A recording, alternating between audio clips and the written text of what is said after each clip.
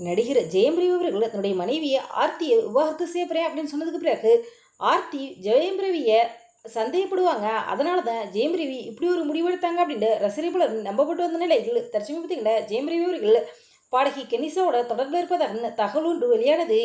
இதை கேட்ட ரசிகர்கள் நம்ம ஜெயம் ரவி அப்படின்ட்டு அதிர்ச்சி ஆகிட்டாங்க.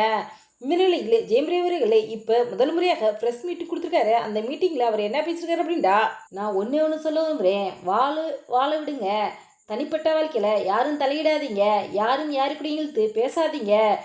கெனிசா ஒரு பாடகி, அவங்க பல பேருக்கு பல உதவிகளை செஞ்சு பல உயிர்களை காப்பாற்றிருக்காங்க. அவங்க ஒரு லெஜெண்ட் சைக்காலஜிஸ்ட்டு. நானும் அவங்களும் சேர்ந்து ஒரு ஹீலிங் சென்டர் ஆரம்பித்து மக்களுக்கு பல உதவிகள்லாம் செய்கிறோம் அப்படிங்கிறத எங்களுடைய நோக்கம். அது யாரும் கெடுக்காதீங்க, யாராலையும் கெடுக்கவும் முடியாது அப்படின்னு தேவையில்லாதெல்லாம் பேசாதீங்க அப்படின்ட்டு ஜெயம் ரவி அவர்கள் ரொம்பவே கோவமாக அந்த ப்ரெஸ் மீட்டில் பேசியிருக்காரு. கெனிசா பெங்களூரை சேர்ந்தவங்க, அவங்க திருமணமானவங்க, அவங்க ஒரு ஆன்மீக பேச்சாளர், ஹீலிங் சென்டர் வச்சுருக்காங்க, பல ஆல்பம் சாங்லாம் பாடியிருக்காங்க.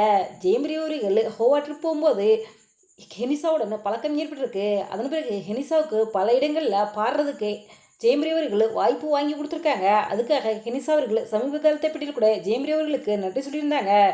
ஜெயம் ரவி அவர்கள் கொஞ்ச நாளைக்கு முன்னாடி கோவா போகும்போது அவருடைய காரு டிராஃபிக் போலீஸால் அபராதம் போட்டிருக்காங்க.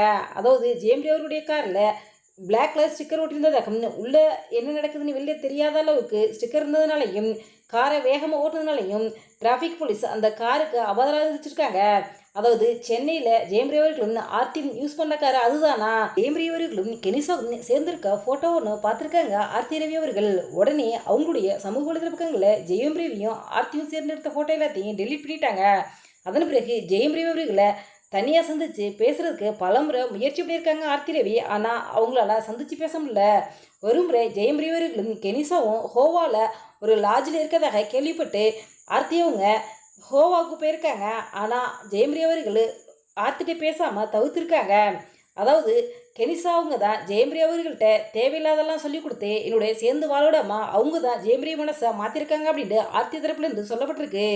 ஜெயம் ரவி அவர்கள் ஆர்த்தி பிரிவுக்கு முக்கிய காரணம் கெனிசா தான் அப்படிங்கிற செய்தி சோசியல் மீடியாவில் வைரலாகி வந்த நிலையில் முதல் முறையாக பிரஸ் மீட்டில் ஜெயம் ரவி அவர்கள் நானும் கெனிசாவும் சேர்ந்து ஃபியூச்சரில் மக்களுக்காக ஹீலிங் சென்டர் ஆரம்பித்து உதவி செய்ய போகிறோம், எனக்கும் கெனிசாவுக்கும் இருக்கிறது ஒரு ஃப்ரெண்ட்ஷிப் தான் அப்படின்ட்டு அந்த பிரஸ் மீட்டில் விளக்கம் கொடுத்துருக்காரு.